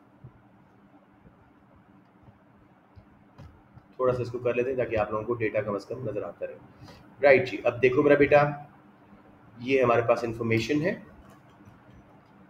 ऐसे क्वेश्चंस में जब वो आपको बता रहे हैं ना इतना एक्सपेंडिचर 100 मिलियन इस पे है, 200 300 उस पे, 100 उस पे, आपने वेट्स असाइन करने होते हैं। बाद में हमने देखना होता है कितना चेंज हुआ वेट्स के हिसाब से। सो पी 100 मिलियन स्पेंड कर रहे हैं हम। बच्ची को मैं एंटर कर दूं, 1 minute. Sorry Mahira, I thought you were someone else. Saliha नाम था तो मैंने एंटर नहीं होने दिया था जी। कंट्री पी की बात करते हैं, वो 100 मिलियन स्पेंड कर रहा है on what's it called good P. तो 100 expenditure on the good over total expenditure वो कितना है 100 प्लस 300 प्लस 100 500। 100 ओवर 500 इंटू 100, ये वेट्स देने का तरीका है, waits for good P. 100 over 500 into 100, जब इसको सॉल्व करेंगे तो 20 वेट है हमारा। इन अदर वर्ड जितने परसेंट वो उस गुड पे स्पेंड कर रहा है। किसी को यहाँ पे समझ ना आई हो बात? क्यू का वेट जी वो 300 स्पेंड कर रहा है, तो क्या फॉर्मूला बनाऊंगा बताएं मुझे? Expenditure on the good over total expenditure into 100, क्या करूंगा? 300 ओवर 500 इंटू 100, ये मिट गया जी 60 वेट है। क्यू के ऊपर हम 60 अपना स्पेंड कर रहे हैं परसेंटेज, ठीक है। जबकि आर का भी 100 था तो उसकी कैलकुलेट करने की जरूरत नहीं, 20। ये हमारी टोटल बास्केट के वेट हो गए। 60 स्पेंड कर रहे हैं क्यू पे, 20 कर रहे हैं पी एंड आर पे। अब हुआ क्या है जी, पी की प्राइस 100 से 160 पे गई है, कितने परसेंट बढ़ी है? 60%। सो उसको जो वेट दिया था 20, उसका 60% कैलकुलेट कर लो, 12 इंडेक्स नंबर्स ऊपर चली जाएगी हमारी सीपीआई। सबको यहां तक समझ आया? दोबारा बता दूं? सिर्फ दोबारा बता दो। 100 से 160 पे गई है हमारी कंज्यूमर प्राइस इंडेक्स इरास। कितना चेंज है? 60 ओवर 100 इंटू 100, 60% राइज हुई है ना इंडेक्स ऑफ प्राइसेस उधर। और वेट हमने दिया था 20, तो वेट का 60% कैलकुलेट करो, 20 इंटू 60 ओवर 100, 12 इंडेक्स पॉइंट्स हमारे बढ़ जाएंगे फॉर गुड पी। इरास बेटे अब क्लियर है? नहीं तो बता दो जल्दी से।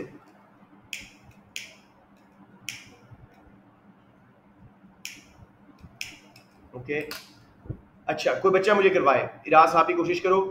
दूसरे का वेट था 60 और उसकी प्राइस 100 से 80 पे आई है, वहां पे सस्ती हुई है। कितने परसेंट सस्ती हुई है 100 से 80? कितने? 20%। तो 60 का 20% कैलकुलेट करते हैं, 60 इंटू 20 ओवर 100, 12 इंडेक्स नंबर यहाँ पे कम हो गया। तो बेसिकली ये तो आपस में कट गए। अब सिर्फ आखिरी का देखना है, उस पर हम 100 मिलियन स्पेंड कर रहे थे, 20 वेट था और उसका 100 और 100 ही रहा है। So there is no change in price level C, it has remained the same. बच्चों समझ आ गया? Yes sir. Back to the question, किसी को मसला आ रहा हो प्लीज पूछ लें। सर मैंने वो वेटेड इंडेक्स निकाल के फिर इन्फ्लेशन निकाली।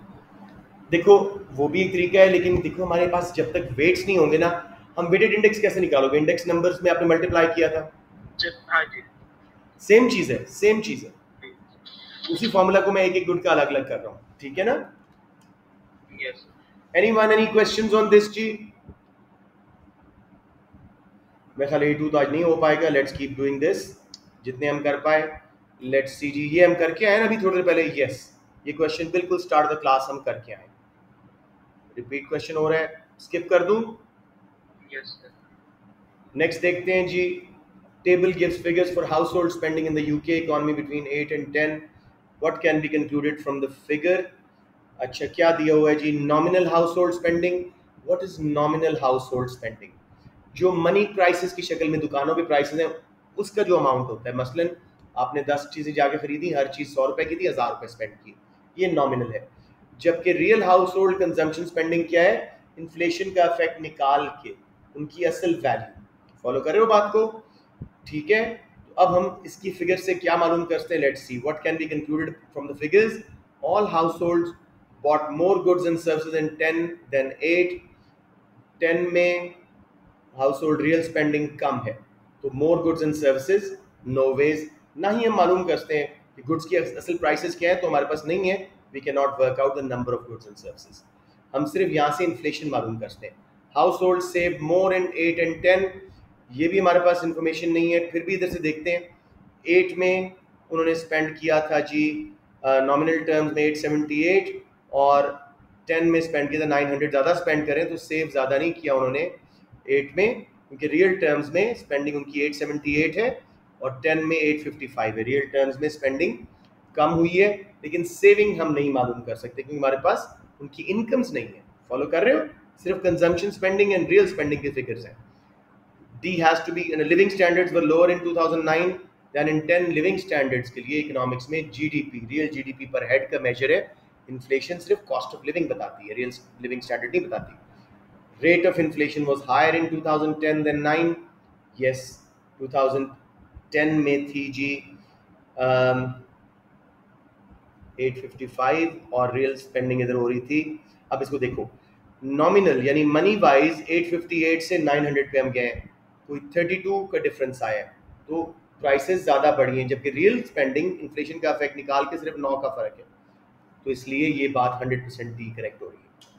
समझ आ गई बच्चों? ये थोड़ा सा और एक्सप्लेन करूँ।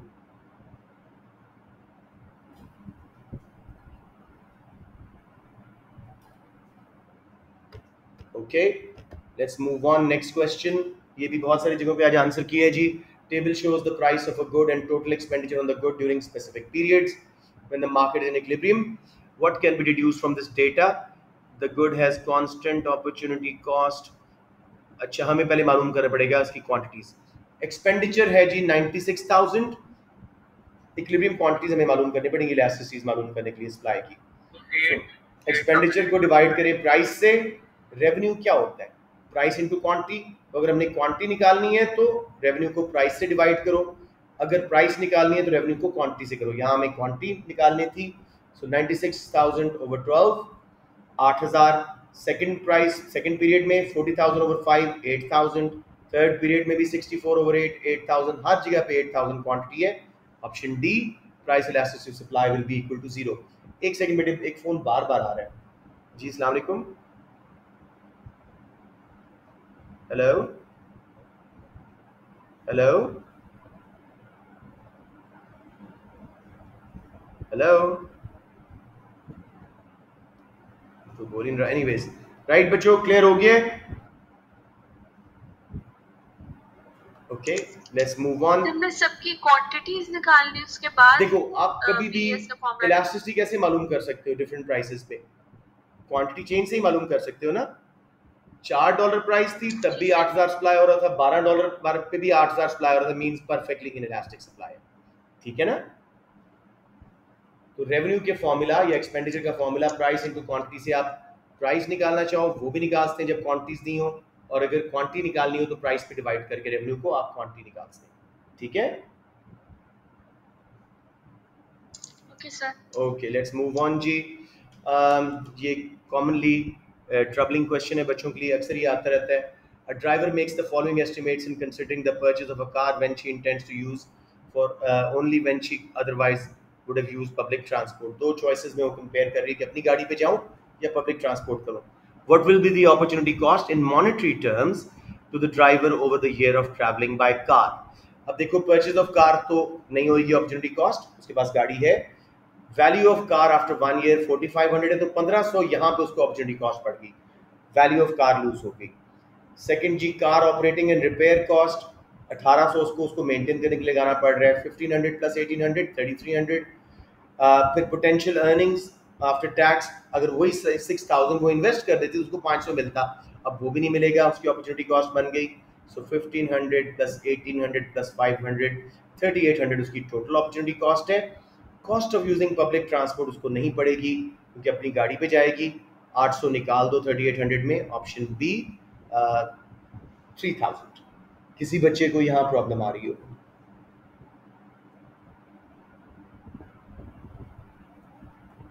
Great, let's move on. अच्छा जी, another question which is diagram shows possible relation between the degree of interdependence of central bank and the level of inflation. अच्छा हाँ, इसमें आपने ग्राफ को इंटरप्रेट करना सीखना है। बेसिकली ये ग्राफ कभी हमने क्लास में नहीं किया। Which relationship suggests that central bank independence is an effective way to reduce inflation? अब सबको देखते हैं। ऑप्शन ए, एनुअल इन्फ्लेशन बढ़ती जा रही है जब सेंट्रल बैंक की डिग्री ऑफ सेंट्रल बैंक की इंडिपेंडेंस जो है एक ही जगह पे रह रही है, मुसलसल इन्फ्लेशन बढ़ रही है, इसका मतलब है सेंट्रल बैंक का कोई कंट्रोल नहीं है इन्फ्लेशन पे। बी, एक्स एक्सिस पे देखो, degree of central bank independence बढ़ती, इंडिपेंडेंस मीन सेंट्रल बैंक के पास डिसीजन मेकिंग अथॉरिटी है, उनके पास डिसीजन मेकिंग अथॉरिटी बढ़ती जा रही है, लीस्ट से मोस्ट होती जा रही है, लेकिन महंगाई बढ़ती जा रही है, यहाँ तो वो इफेक्टिव नहीं हो रहे उसको कंट्रोल करने में। सी में उनकी इंडिपेंडेंस बढ़ती जा रही है लेकिन इन्फ्लेशन रेट वहीं का वहीं है, यहाँ पे भी पूरा कामयाब नहीं है। D, degree of central bank की इंडिपेंडेंस बढ़ रही है और इन्फ्लेशन रेट रिड्यूस करने में कामयाब हो रहे हैं। So which relationship suggest that central bank independence is an effective way to reduce inflation? Option D, जितना लीस्ट से मोस्ट उनकी होती जा रही है इंडिपेंडेंस, उतना ज़्यादा वो इन्फ्लेशन को कंट्रोल करने में कामयाब हो रहे हैं। समझ आ गया बच्चों? This is an odd question जिसमें आपको सिर्फ ग्राफ इंटरप्रिटेशन समझ आनी है और कुछ भी नहीं। I hope it's clear. Let's move on to the next one. Country P and Q, one person can either produce the quantity. But इसके आंसर तो बता दें मुझे। उप्स, मैं कहाँ चला गया हूँ? D answer sir. So sorry, मैं फिर बंद कर दिया इसको। मैंने कहा नीचे क्या लिखा हुआ है, इसको बैक जी, ये था शायद। Let's see, in each country P and Q, one person can either produce the quantity of X or the quantity of Y shown. In which case does country P have absolute advantage in the production of Y and country Q has comparative advantage in the production of X? एक बार फिर, absolute advantage is when with the same amount of resources a country can produce more than the other country a particular good. तो पहले तो देखते हैं, correct option पे जाते हैं, डी पे। प्रोडक्ट Y में वो कहता है जी कंट्री पी जो है उसको एब्सोल्यूट एडवांटेज है। यस बिल्कुल है, 16 बना सकता है कंट्री पी जो है 15 बना सकते जबकि Q8 बना रहा है। हाँ, Q8 बना रहा है जबकि Y 15 बना रहा है, तो एब्सोल्यूट एडवांटेज तो डेफिनेटली है। अब वो कहता है जी X को कंपैरेटिव एडवांटेज जो यहीं कैलकुलेट कर लेते हैं। कंट्री X जो है जब वो बनाता है किस चीज़ में, इसको Q में, नहीं कंट्री Q को किस में है, X में। हाँ, कंट्री Q जब 14X बनाता है तो 14X बनाता है तो 8Y छोड़ता है। कितनी अपॉर्चुनिटी कॉस्ट है? 0.55। जबकि कंट्री P जब 16X बनाता है तो 15Y छोड़ता है, ये अपॉर्चुनिटी कॉस्ट ज़्यादा हो रही है, 0.9 तक जा रही है। तो ऑफ कोर्स कंट्री Q को कंपैरेटिव एडवांटेज है, लोअर अपॉर्चुनिटी कॉस्ट पे बना रहा है। टेबल जरा उल्टा सीधा लिखा हुआ था। समझ आ गई बच्चों? एक बार फिर बता दूं, थोड़ा सा ग्लिच था मेरी आंसरिंग में, एक बार फिर कर लेते हैं। एब्सोल्यूट एडवांटेज तो प्रोडक्ट Y में देखो, डी ऑप्शन में देखो, प्रोडक्ट Y में एब्सोल्यूट एडवांटेज है कंट्री P को वो 15 बना सक रहा है जबकि कंट्री Q सिर्फ 8 बना सक रहा है। ठीक है, अब X प्रोडक्ट के अंदर कंट्री P और उसका कंपैरिजन करते हैं। वो कहता है कि जी Q को कंपैरेटिव एडवांटेज होना चाहिए। तो Q जब 8 बनाता है X तो उसको कितनी छूट, नहीं क्या हो गया, एक मिनट ठहरे, इसका जो टेबल है मुझे कंफ्यूज कर रहा है। Let's C, country Q has comparative advantage in production of good X। Production of good X, हाँ, कंट्री Q जब 14X बनाता है तो वो कितनी छोड़ रहा है, Y वो छोड़ रहा है जी 8, तो 8/14 कोई 0.55 छोड़ रहा है। जबकि कंट्री P जब 16X बनाता है तो Y कितनी छोड़ रहा है, 15/16, ऑलमोस्ट 0.9 समथिंग। इधर अपॉर्चुनिटी कॉस्ट ज़्यादा है, सो country X has country Q has comparative advantage in the production of good X. I got so twisted here. समझ आ गया मेरे बच्चों?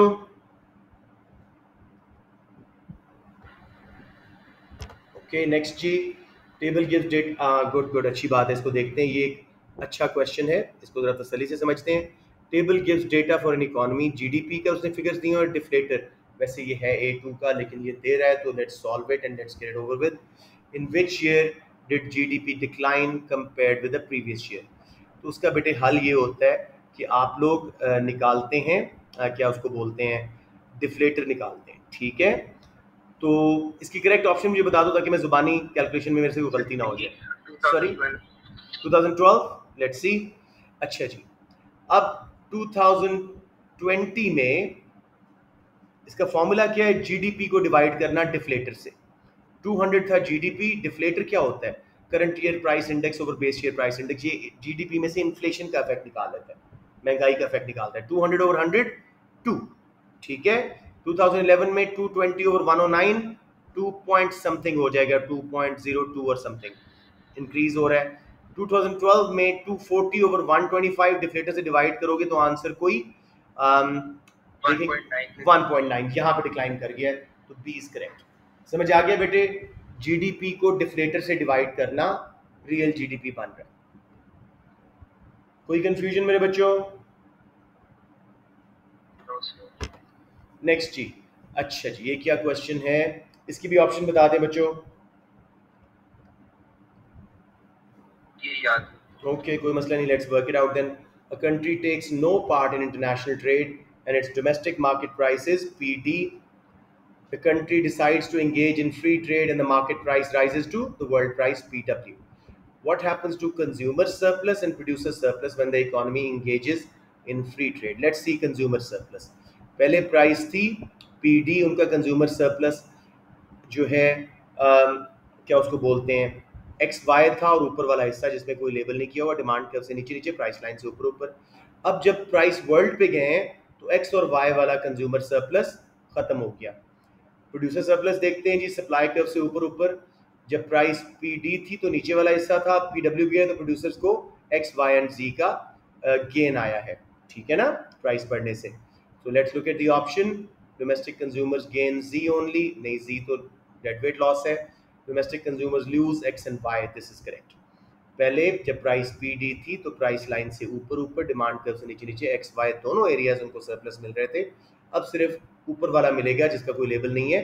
सो B option correct, domestic consumers lose X plus Y। किसी को कंफ्यूजन यहाँ पे? बाकियों को भी देख लेते हैं। Domestic producers gain Z only, Z भी गेन किया उन्होंने और X एंड Y भी गेन किया, गलत हो गई। Domestic producers lose X plus Y plus Z, नहीं, X plus Y plus Z gain किया उन्होंने। Anyone, any confusion?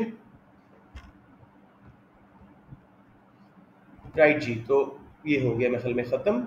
यस, इससे पीछे भी उत्तर ही खैर। अच्छा, अफर्म ऑप्शंस नहीं दी हुई ना आप लोगों ने। A firm changes the type of product it produces, what might limit the firm's ability to use division of labour. Division of labour के लिए होना बहुत, आज ये मैंने एक्सप्लेन कर दी थी, लेकिन चले मैं बाकी बच्चों को बताता हूँ। डिवीजन ऑफ लेबर के लिए क्या जरूरी है? पैसा होना, यानी I can teach economics only, sir Hasan can teach business only, दोनों को मनी मिलती है and we can buy goods and services from other specialist, वरना हमें अपने शूज, कपड़े सब कुछ खुद बनाना पड़ता, ठीक है। So this has to be somewhere medium of exchange या money. New production method is more, अच्छा कुछ और है, let's see. New production method is more capital intensive, इससे तो डिवीजन ऑफ लेबर आसान होती है, मशीनरी है, हम डिवाइड कर देते हैं टास्क को। New production method is very expensive, yes, अगर महंगा प्रोडक्शन मेथड है तो डिवीजन ऑफ लेबर के लिए उसको हासिल करना मुश्किल हो जाएगा, ये ऑप्शन लग रही है सही। New product is made to specific customer requirements, इस केस में डिवीजन ऑफ लेबर नहीं हो सकती, क्योंकि एग्जैक्टली हर बंदे का अलग अलग सूट सीना है, तो आप फ्लो लाइन प्रोडक्शन पे 34 वेस्ट की पेंटें, 32 वेस्ट की पेंटें इकट्ठी नहीं बना सकते। एक आदमी की 48 है, एक आदमी की 28 है, तो आपको अलग अलग बनानी पड़ेगी। इस केस में डिवीजन ऑफ लेबर नहीं हो सकेगा। सी इज द करेक्ट ऑप्शन। समझ आ गया मेरा बेटा? जिसको डिवीजन ऑफ लेबर नहीं आती, थोड़ा सा बता दूं, when production process is split into many small tasks and each worker specialises on one particular task. जैसे हमने ह्यूमन बॉडी को भी डिवीजन ऑफ लेबर में डिवाइड किया है, दांतों का डॉक्टर अलग है, डेंटिस्ट, आंखों का अलग है, हार्ट का अलग है, कार्डियोलॉजिस्ट, लिवर का अलग है, किडनी के अलग हैं, यू नो। सो हर बंदा अपने अपने काम में स्पेशलाइज करता है। फ़ायदा क्या है? कॉस्ट कम होती है, रिपीटेटिव काम से क्वालिटी अच्छी होती है, रिपीटेटिव काम की वजह से प्रोडक्टिविटी बढ़ती है, एवरेज कॉस्ट कम होती है, मशीनरी साथ यूज़ की जा सकती है particularly to help those workers. तो ये सारे फ़ायदे। नुकसान क्या है? रिपीटेशन की वजह से वर्कर्स बोर्ड हो जाते हैं, डीमोटिवेटेड हो जाते हैं, एंड दे फील लाइक कि हम इंजॉय नहीं कर रहे। उनकी इंपॉर्टेंस कम हो जाती है प्रोडक्शन प्रोसेस में, क्योंकि वो पूरा पूरा प्रोडक्ट नहीं बना रहे, उसका छोटा सा कंपोनेंट, छोटा सा हिस्सा बना रहे हैं। So they not even sure what they are doing. Capital आने से उनकी अनएम्प्लॉयमेंट हो सकती है, उनको एलियनेशन फील होती है, मैनेजमेंट से बहुत दूरी हो जाती है। Let's move on. Number 4, a group of tourists become stranded on a desert island. They decide to use their own system of money. Which statement about their choice of money is correct? Money के characteristics और functions के मुताबिक question है। Coins in their possession would be suitable if there are enough of them. This should be good enough. Coins are very good money. अगर उनके पास काफ़ी सारे तो वो आराम से कर लेंगे। बाकी देखते हैं। Fruit fallen from trees would be suitable because it has intrinsic value as food. Intrinsic means internal value. जैसे food वो हमें मज़ा देता है, हमारी भूख सेटिस्फाई करता है, उसमें वैल्यू है। मनी होने के लिए इंट्रिंसिक वैल्यू ज़रूरी नहीं है। हमारे नोट्स की कोई वैल्यू नहीं है अनलेस ये छपा ना हो उसके ऊपर, जस्ट पीसेस ऑफ पेपर, तो ये रिजेक्ट हुई। Pebbles from sea shore would be a suitable, नहीं, पेबल्स तो अनलिमिटेड सप्लाई है, कोई चीज़ अनलिमिटेड सप्लाई हो, स्कार्सिटी ना हो तो उसकी वैल्यू नहीं है. Sea weed would be suitable as it is in unlimited supply around the coast, same cheese. So pebbles and seaweed will not be good money. So coins will be the good money here. ये question मैंने कई बार करवाया, एक बार फिर कर लें जी. वो क्या कहता है, सिर्फ इसमें ग्लिच क्या है. पीपीसी दिया कहता है what are the opportunity cost of the fourth and fifth desk. Fourth desk, third से 4 पे जब जाओगे, थर्ड डेस्क पे कितने बन रहे थे चेयर्स, ऊपर गए 4. फोर्थ बनाओगे, एक और बनाओगे, अब वो 3 रह गए, एक अपॉर्चुनिटी कॉस्ट. फोर्थ से फिफ्थ बनाने के लिए हमें 3 पूरे छोड़ने पड़ेंगे, 3 चेयर्स. Option A. बच्चे अक्सर थर्ड एंड फोर्थ की बजाय 3 एंड 4 पे कर लेते हैं, तो वो गलत हो जाता है. ये मतलब पुराने क्वेश्चंस हैं, हम ये कर चुके हैं सारे. अब बहुत लंबी क्लास होगी. You want me to continue या छोड़ दूँ आप, और आपकी इंडिविजुअल विंडोज में आपके आंसर. सॉरी, ट्रेसिंग वाले ग्रुप में जाऊँ? ओके मेरे बच्चों, थोड़े से क्वेश्चन कर लेते हैं उधर. और ज़्यादा भी आप लोगों ने भेज दिए. ओके ओके, आप लोगों का डिस्कशन भी बहुत ज़्यादा होता है, तो ये भी थोड़ा सा मसला हो जाएगा कि ढूंढने क्वेश्चंस. कहाँ है क्वेश्चन? ये तो आप लोग गप्पे लगा रहे हैं मेरे बच्चों. अच्छा जी, ऊपर काफी ज्यादा. चलें देखते हैं कौन सा क्वेश्चन है. अब इसका भी उसने वो नहीं भेजा हुआ आंसर. मैं कोशिश करता हूँ सॉल्व करने की जल्दी से. A worker can make 10 hats or 5 pairs of shoes in a day. In the market, 3 hats can be sold at the same price as 2 pairs of shoes. The worker should make. Sorry? ठीक है, अभी देखते हैं क्या price है जी. 3 hats can be sold at the same price of 2 pairs of shoes. तो या वो 10 hats बना सकता है या 5 pairs of shoes. तो of course 3 hats के 3 हिस्से वो बनाएगा और 2 pairs of shoes के बराबर वो बेच सकता है. तो he should produce 10 hats or 5 pairs of shoes in a day. 3 hats can be sold at the price of 2 pairs of shoes. और वो 5 pairs बनाता है, तो hats में उसको फ़ायदा है, 3 हिस्से बना सकता है. 3 hats, 2 pairs of shoes, तो 6 pairs of shoes के बराबर प्राइस कमा सकता है. तो he should just focus on hats. Clear हो गया? अक्सर इसका आंसर हैट्स ओनली या शू ओनली में होगा. आप देखिएगा किसकी प्राइस उसको ज़्यादा मिल रही है, तो प्राइस लगा दीजिएगा. समझ आ गई दोनों की? अच्छे जी. All other things being equal, what will be the likely effects on the US budget deficit and the supply of US government bonds. ये भी रिपीट हुआ था दूसरे पेपर ग्रुप में. ऑप्शन डी थी, बजट डेफिसिट बढ़ेगा, गवर्नमेंट एक्सपेंडिचर कर रही है और उसके लिए उसको बॉन्ड्स बेचने पड़ेंगे टू गेट मनी. उससे भी बॉन्ड्स की सप्लाई भी इंक्रीज होगी. ध्यान में अव्वल आने की दुआ. Let's go a little bit behind it. Let's go there. ठीक है जी. व्हाट वुड डिटरमाइन, आंसर बताते जाओ बेटे अगर ऑप्शंस आपके सामने हैं. What would be a determinant of a country's PPC का बाउंड्री? उसका अवेलेबिलिटी ऑफ रिसोर्सेज, जितने उसके पास हैं. The capital invested in infrastructure. Price and inflation has nothing to do with PPC. Unemployed labor shows a point inside PPC. Volume of import and export shows by trading possibility curve. तो capital invested in infrastructure, हमें पता लग रहा है हमारे पास कितना infrastructure है. हमारी बाउंड्री क्लियर हो रही है PPC की. हमेशा रिसोर्सेज पे डिपेंड करता है. तो A is correct option. Oops, what is that? The diagram shows the relationship between the income tax rate and tax revenue. Okay, income tax rate नीचे दिया और tax revenue. जब इनकम टैक्स रेट कम था जी तक तो रेवेन्यू बढ़ रहा था, जब इनकम टैक्स रेट बढ़ा तो रेवेन्यू गिरना शुरू हो गया. Which statement is correct? A, tax rate cut from Y to G causes tax revenue to decrease. नहीं, y से z पे आ रहे हैं, टैक्स रेवेन्यू बढ़ रहा है. सबको इंटरप्रिटेशन समझ आ रही है? ए रिजेक्ट हो रहा है. B, at tax rate below z a tax rate cut will cause tax revenue to increase. नहीं, जीरो से नीचे करोगे तो टैक्स रेवेन्यू गिर रहा है.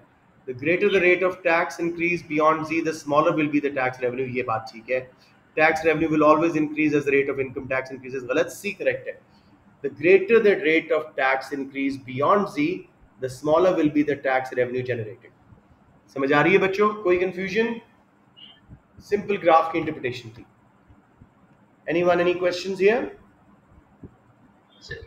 Okay, let's income tax rate बढ़ने से टैक्स रेवेन्यू डिक्रीज कैसे हो गया? ओ बेटे, ये एक लेफर कर्व थ्योरी जो आप नेक्स्ट ईयर पढ़ेंगे. जैसे हायर इनकम्स पे टैक्स बढ़ाते जाते हैं, लोग कम घंटे काम करते हैं, फर्म्स कम प्रॉफिट कमाती हैं, दे गेट डिसइंसेंटिव। समझ आ रही है? या तो लेट्स मूव ऑन। ये तो मैंने कई बार करवाया लेकिन देख लेते हैं। An unstable disequilibrium in a market does not return to an original equilibrium point from a disequilibrium position. Diagram shows a market with two equilibrium points. PO QO is the original market equilibrium, नीचे वाला. At which price is the market in an unstable disequilibrium? अब मेरी बात सुनो बेटे, price जब भी equilibrium से ऊपर होगी डिमांड का पहले आएगा, सप्लाई का बाद में, सरप्लस होगा तो प्राइस नीचे आएगी. इक्विलिब्रियम से नीचे प्राइस हो, सप्लाई का पहले आता है, डिमांड का बाद में, शॉर्टेज होगी तो प्राइस ऊपर जाएगी. इससे उल्टा ढूंढो कि प्राइस ऊपर हो और शॉर्टेज हो रही हो, या प्राइस नीचे हो सरप्लस हो रहा हो. तो पहले हम क्या करें? सॉरी रीड कर देंगे. मैं आपको एक चीज दिखाता हूँ, फिर आपको बात ज्यादा अच्छी समझ आएगी. ये देखो,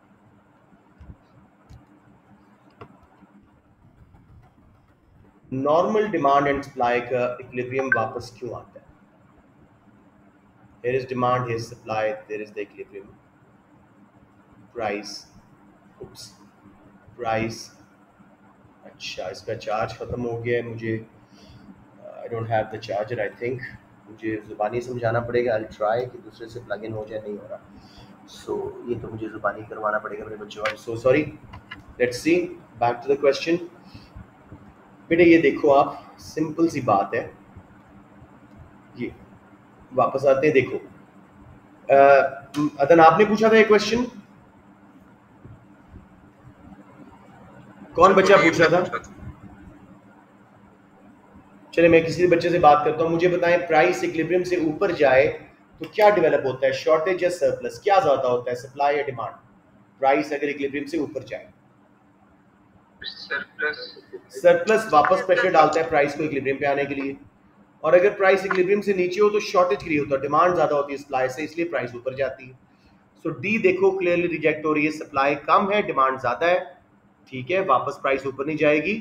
शॉर्टेज है, वापस प्राइस ऊपर जाएगी, वापस इक्विलिब्रियम आएगा. हमें ढूंढना है जिससे इक्विलिब्रियम से वापस नीचे ना आए हम, या ऊपर ना जाए. सी देखो, डिमांड कम है, सप्लाई ज्यादा है, सरप्लस है, वापस प्राइस आ जाएगी. बी पे भी डिमांड कर्व जैसा भी लगा हुआ है, डिमांड कर्व पहले आ रहा है, सप्लाई कर्व बाद में, सरप्लस है, इससे भी प्राइस नीचे आएगी. A is correct. सप्लाई कम है, डिमांड ज्यादा है, there is a shortage. Shortage will put pressure on price to rise further. Producer क्यों प्राइस कम करेंगे जब सप्लाई कम है, डिमांड ज्यादा है? तो ये अनस्टेबल इक्विलिब्रियम हो जाएगा जो वापस कभी नहीं आएगा. गेटिंग द पॉइंट बच्चों? Yes sir. ऐसे क्वेश्चन आते रहते हैं तो I wanted to take some time on it. ये हमने आज ही किया, अभी रिपीट हुआ है ये. ओए होए, ये टेढ़ा मैं नहीं करवा रहा. ये a country with a fixed exchange rate experiences a higher rate of inflation than its trading partners. What is likely effect on the country's volume of exports and imports? This should be easy. Fixed exchange rate और inflation ज़्यादा है, महंगाई से. हाँ जी sir, ये group में पीछे हो गए, इससे पीछे वाले सारे क्वेश्चंस हो गए. चले बता दें ये क्या आंसर है, जल्दी से बता दें. इन्फ्लेशन ज्यादा है तो क्या हो रहा है, एक्सपोर्ट्स. एक्सपोर्ट्स कम होंगे, इंपोर्ट्स बढ़ेंगे. हाँ, तो बहुत आसान क्वेश्चन था, सिंपल. तो ये बाकी सारे हो गए हैं. Shall I quit now? Yes sir, हो गए. चले अब आप लोगों से कुछ बातें कर लेते हैं ताकि थोड़ा सा वही हस्बुनल्लाह व निअमल वकील निअमल मौला व निअमल नसीर पढ़ के जाएं. जी जी जी. लग रहा है कि सुबह के बहुत बुरे हालात. नहीं, पता क्या था, ये था रिगरस क्वेश्चन जो बच्चों को मुश्किल लगते हैं, ठीक है, इसलिए बच्चे कंफ्यूज होते हैं. आपसे क्वेश्चन पूछना था. जी फिजा. सर, बबल शीट पे हमने पेंसिल से शेड करना होता है आंसर, या जी जी पेंसिल से बेहतर रहेगा. वो कहते भी हैं सॉफ्ट पेंसिल से करो. आपको एंड पे लगता है जब सही क्लियर कट कर चुके हो तो फिर आप बेशक हार्ड पेन से कर लो, लेकिन बार बार अगर मिटाना है, चेक करना है तो पेंसिल से पहले करो, ठीक है. सर अगर दूसरे पेन से कर लिया जाए और कटिंग करनी पड़ जाए? नहीं, कटिंग का वो मार्क नहीं देंगे, तुम्हें पहले बता रहा हूँ, शुरू में पेंसिल से करो. जी, एनी अदर क्वेश्चन? आसान. Back to your question. Yes, लगता है बिकॉज एमसीक्यूज में वैरायटी होती है, लेकिन आप लोग माशाल्लाह बहुत तैयार हैं. I don't think there is any reason why you should worry. वो हमारे ग्रुप में से 2 मैंने भेजे हैं, वो बस करा देते हैं. Oh sure any time. 2 question आपने रावी के ग्रुप. थ्रेशोल्ड कितना होता है? बेटे लोएस्ट 23 पे जाता है, हायर 24 पे जाता है, 22 पे भी गया एक दफ़ा, so it's not like it's gonna go to low. 27 पे भी तो 27 पे कभी नहीं गया, वो ओ लेवल का गया था इस साल, ओ लेवल का गया था जब वो सिर्फ एमसीक्यूज के पेपर थे। नंबर 16 जी, diagram shows initial market equilibrium for an agricultural product of $6 and 800 units. बाद में how much will government have to spend to increase the market price to 10। वो चाहते हैं फार्मर्स वगैरह को फायदा हो। $10 की प्राइस पे demand is only 400, supply is 800, तो 400 सरप्लस गवर्नमेंट को खरीदना पड़ेगा। 400 eight the price of 10, 4000 option D. समझ आ गया उम्मीद? ठीक है सर। नहीं आया तो बता दो। सर फिर से बताएं। मुझे बताओ, जब $10 प्राइस है तो पहले कौन सा कर्व आ रहा है? Demand curve. सिर्फ 400 यूनिट क्वांटिटी डिमांड हो रही है, और सप्लाई कर्व तक जाओ, कितने हो रहे हैं? 800। 400 यूनिट सरप्लस हैं। To maintain that equilibrium and make sure that the price rises to 10, government will have to buy 400 units themselves at the price of 10। तो उन्हें 400 into 10, $4000 खर्च करने पड़ेंगे। Got it? सर एक चीज बताइएगा, सॉरी, एक चीज बताइएगा, मैं कह जी, रहा हूँ जी, जी। कि इनिशियली तो $6 के ऊपर है ना इक्विलिब्रियम, Absolutely. तो सर $6 के ऊपर बाय करेंगे ना 6 into 400। नहीं नहीं नहीं नहीं नहीं नहीं नहीं नहीं नहीं, उन्होंने $10 मिनिमम प्राइस लगा दी है।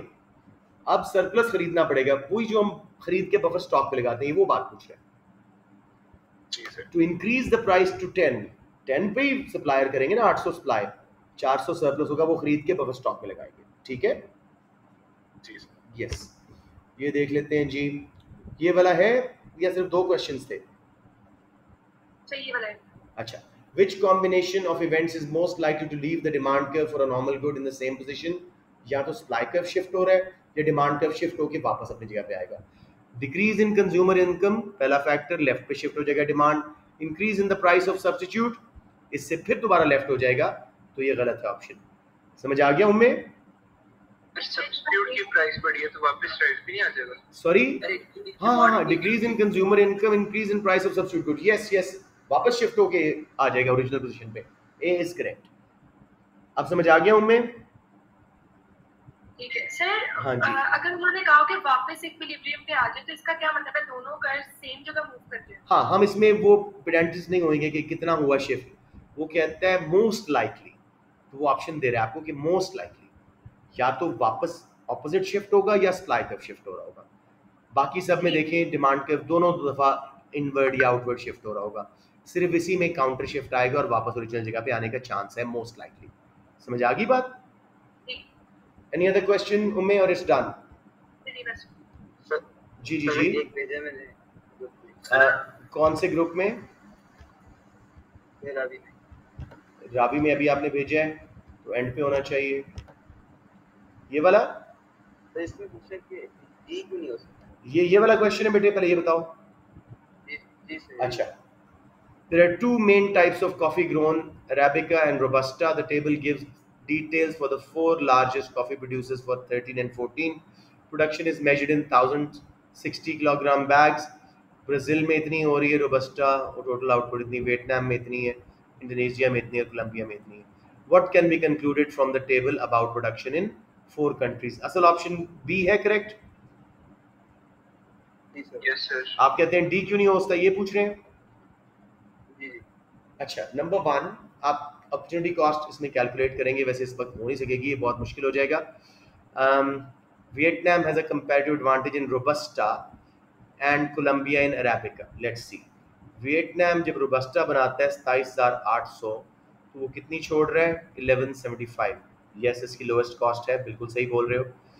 जबकि कोलंबिया को अरेबिका में वो कह रहा है, कोलंबिया अरेबिका 11,000 बनाता है, नहीं वो दूसरी बना ही नहीं सकता, उसका कंपैरेटिव एडवांटेज नहीं है, क्योंकि it has only 1 product, it can only have absolute advantage over Vietnam and Indonesia, not comparative. समझ आ गई?